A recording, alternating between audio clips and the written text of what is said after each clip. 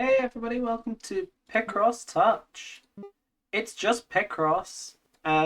If you don't know what it is, uh, these little puzzles called nonograms.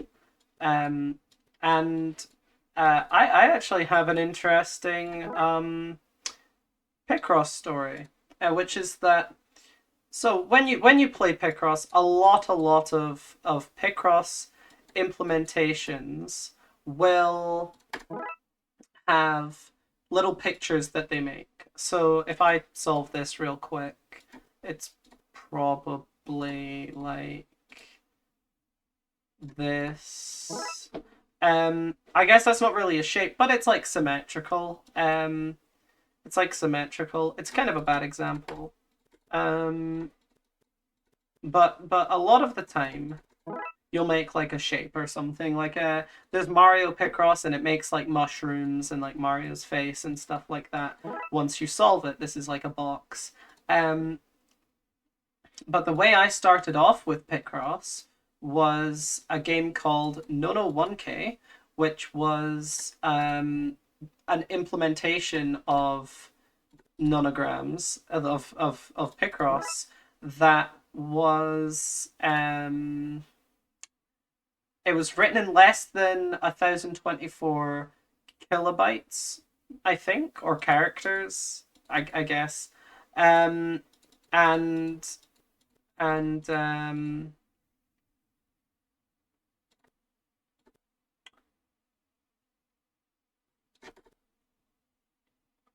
that doesn't work. Need to be like that, but that doesn't work. I'm missing something very obvious, I think. Like like this.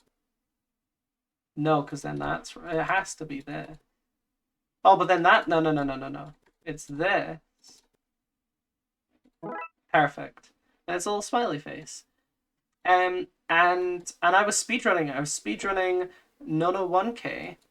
Um, it was like a game jam game, and and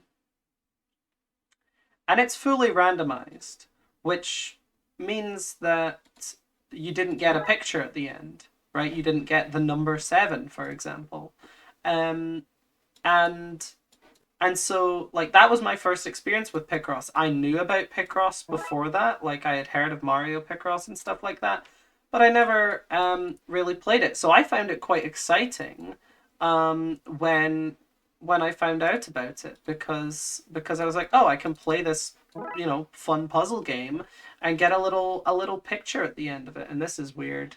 Um, so yeah, this is just like dots, I guess. Um, but you pick up little things, and it's kind of fun to learn, I guess. I find Picross to be quite a relaxing game to play. There's this Konami Picross game you can get on your phone, or at least I can get on my phone. I don't know. I don't want to speak for anybody here. But it's quite fun. You get little like Konami pixel art and stuff, and there's a bunch of them. I think I solved all of them eventually. It didn't take that long, but it's a pretty fun little brain game, and I don't know. I find them to be quite enjoyable. I mean, look, you get a little ghost, little skull thing. That's pretty cool. It makes me wonder, actually, looking at that little ghost thing. It reminds me of the Pac-Man ghost, right? It reminds me of the ghost from Pac-Man, like Inky, Binky, Pinky, and Clyde, and Blinky, not Binky. Uh, Binky is what Americans call dummies. So um, it makes me think, like, that resembled. It probably wasn't the exact sprite, but that resembled um that like character. The I'm I'm being stupid. I can't think of the ghost from Pac-Man. It makes me wonder, can you copyright something that has that little information conveyed? The answer is probably yes. Like, you can probably copyright protect those. Like they're probably protected, but it's kind of interesting because if you think about like I can make a smiley face like this. Like obviously that's not novel enough to be copy protected, but it's an interesting question, or at least it could be an interesting question. Where does that begin? Right? Where does the like distinction begin? And this is a question people have asked for a very long time, right? This is not a new question, but it's just popped into my head with like, you know, it's not a very detailed sprite. Like where does it start and where does it end with those drawings? It's kind of interesting, right?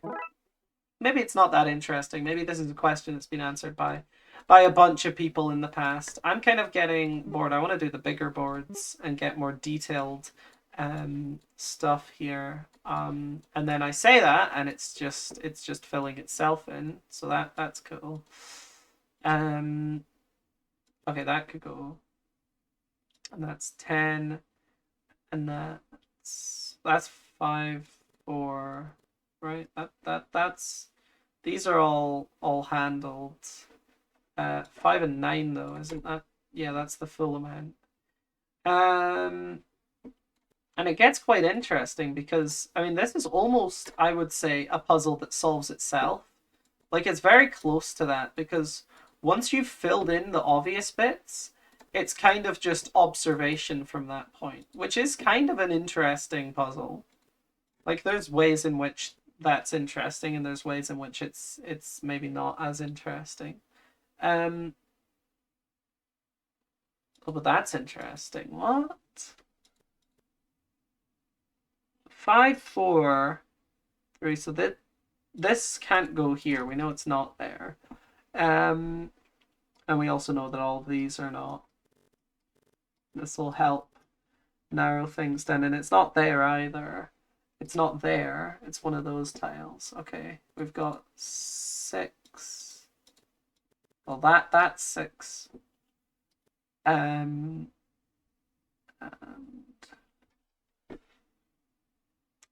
golly, this is making me wonder. Well, we know it's not there, so the 3 could be anywhere in there. We've got 7, and we've got 5, which could be anywhere. We've got 8, and this one's 15, which means that, and then that should answer some questions for us, like that. That's 3, 3, 4, 4, 5. Perfect. And it makes a little cursor. Isn't that cute? And then you go on and you go on and it's like, okay, we've got 15 here, we've got 5. We've got to find where the 8 goes, but we've got 15 here, so we know the 8 is gonna go like that. So 11 doesn't really tell us anything. We've got 6 and 6, so we know that at least is gonna extend 6 outward. This is gonna be 3 out. This is not a tile, which means, yeah, I don't know. It's a fun game. I don't know if it makes for the best content really, because I'm counting a lot and I don't generally play games that require me to think quite so much. But this game came recommended, so of course I'm playing it. Is that it? It's not that. There's 1, 2, 3, 4, 5, 6, 7, 1, 6. So I don't really know what to do about that. That's gonna go 5 down. This is gonna go 8 up. Perfect. So we know that's not one of the 11. We know that's not. And the other thing, when you know it's gonna create a picture, one thing you'll notice as you play it is that sometimes you can kind of fill in what it's meant to be based on just like filling in the picture. Which is a bit of a cheaty way to do it, but also like a known consequence of making them pictures is that yeah, you're gonna be able to kind of figure out, like, if it was random I would have no reason to believe these three would be here, but the kind of symmetry of it is making me think yeah, it's gonna be in the middle. But okay, we'll leave that out because we don't know that that's necessarily gonna be there. We don't know that that's gonna be there, but it looks about right, so I actually am gonna leave it. And then find this. Probably, right? Like probably it's gonna be that. I don't really need to make a fuss about anything. This is probably gonna go up like this. And then it's solved, and it's a little frog guy. It's a little frog guy. So yeah, give this game a look. It's called what? It's called Picross Touch. It's free on Steam, and yeah, it's pretty cool. See ya.